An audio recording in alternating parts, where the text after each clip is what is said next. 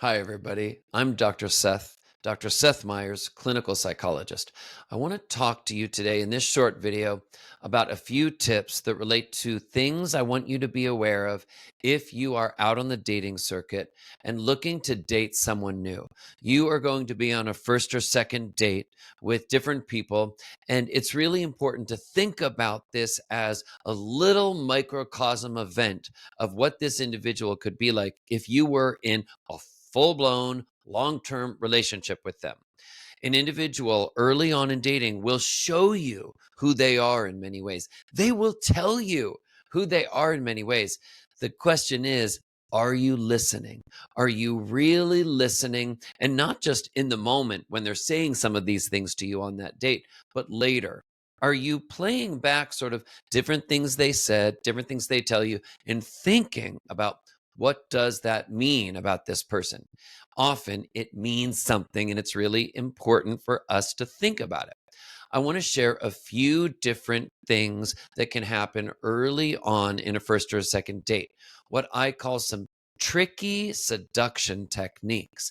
And you have to be very careful about these techniques if you see them.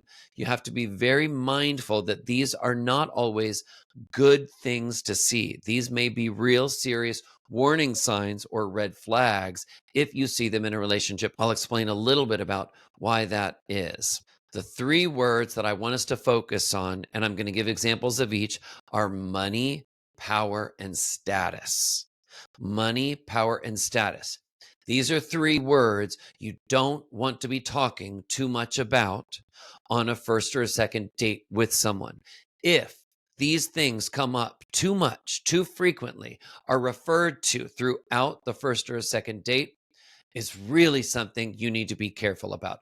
Money, power, and status. Those three words should have nothing at all to do with a romantic relationship.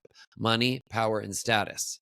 So, if you're on a date with someone and they keep hammering home the point that they have money, that they have power, or that they have status, this is often a very unconscious attempt to set up a dynamic where you understand they are important. They have power and they need you to know exactly who they are in this relationship. Notice none of those three words, money, power, or status, have anything to do with the most important foundations of a relationship, which is collaboration, connection, trust, compassion, caring. None of those have anything to do with money, power, and status. So if you're on a date with someone and they keep bringing up these points, these sort of proof points, this evidence of how they have money, power, or status, they are really telling you what matters to them. They are also telling you how they want you to see them. And notice that has nothing to do with how kind they are, how trusting they are, how loyal they are. It has to do with how powerful they are. And that is the most important point that they want you to take away from a date with them is they are powerful. Question is that really your number one priority in meeting someone new, in a romantic partner, finding someone powerful? I think at the end of the day, what people really are looking for is someone who is family, someone who becomes family to them, someone who cares, who will go the extra mile for them, who thinks about their feelings, who is attuned to how they feel and what they want and what their needs are, emotional, physical, and otherwise. Not, again, money, power, and status. Let's start for a moment with the first one, money. A lot of times, someone who is insecure or someone who is really power oriented is going to want to sell you on the fact that they have a lot of money. They will make references to how expensive their house is, how expensive their car is, how luxurious the kinds of places that they like to go to are. They will make specific references to the type of income that they have. They may refer to how much money they have in savings. It's really unbelievable. It's really surprising, right? Because a lot of times people talk about, well, social convention and being polite and etiquette is about to really not talk about money. Well, my gosh, if you are on date number one or date number two, and they mention or even make repeated comments about how much money they have, this is really a warning sign. This is not normal behavior on a date. This is not what's normally accepted in social conventions. And it also is not really what you want to be hearing when you're trying to forge a new relationship. You want someone to be focused on emotional connection, intimacy, compassion, not money. I want to talk for a moment also about the next one, power. Power is not necessarily a bad word. There can be bad power and there can be good power. You may have heard the expression, two heads are better than one. Two heads put together trying to think about a problem, fix something, are better than one. Two people can make a team and teams can get more done. Teams can help each other. That's really true. That is one way in which power, if harnessed well and for good intentions, can be a really positive thing. But power can also be a negative thing. Not long ago on my weekly podcast, Insight with Dr. Seth, I interviewed a leadership expert who talked about how a lot of times in the boss employee relationship, a boss, may use power over someone in a really negative way. And in this video, she talked about how there is power over someone or there is power with.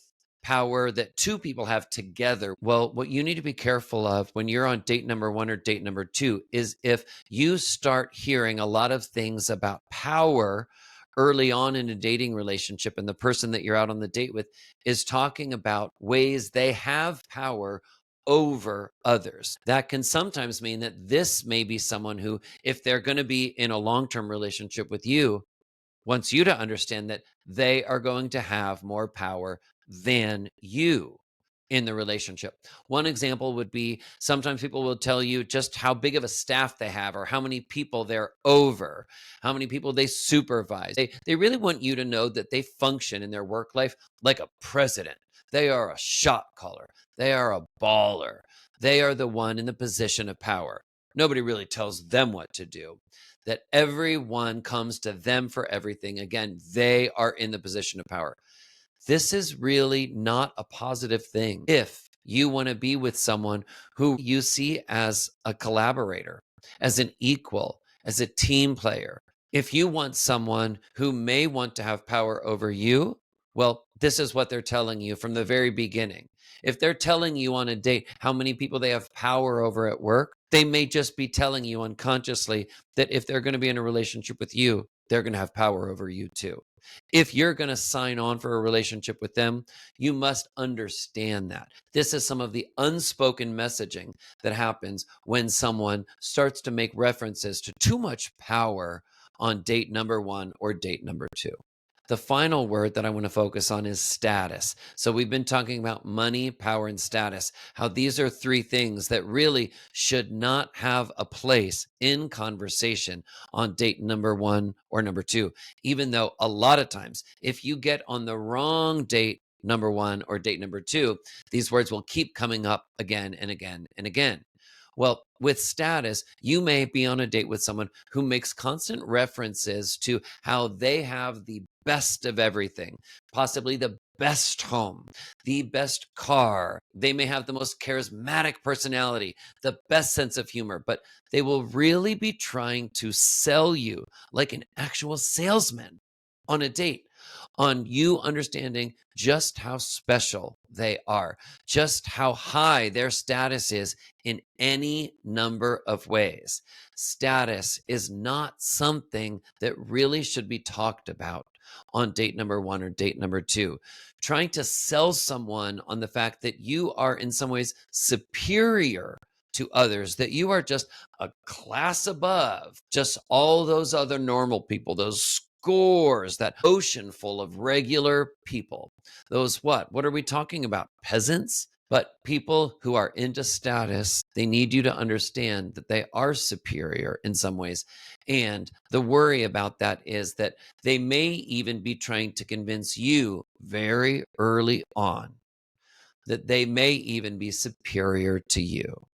So I hope this video has been helpful in just talking about a few of these really tricky seduction techniques that people can use on a date with you to try to seduce you into thinking they are amazing, to try to hook you into this belief that you should be with them because of their money, power, or status. Do not fall for these tricky seduction techniques. A lot of times, once you get a little space away from it and you start to think back about some of the things they said and they did, you will start to think about, wait a minute, are those traits that I'm really looking for in a romantic partner? If a romantic partner ultimately is intended to be my best friend, is that what I am looking for in a best friend? Money, power, and status? I don't think so. Again, hopefully this has been helpful. If it has, you may also like my weekly podcast, Insight with Dr. Seth, where I talk about a whole host of mental health topics and also do interviews with all kinds of people on interesting topics to get you thinking so that we all gain a little more insight into ourselves and others. And also, if you'd like, feel free to follow me on Instagram, Insight Dr. Seth Podcast. I wish you all the best.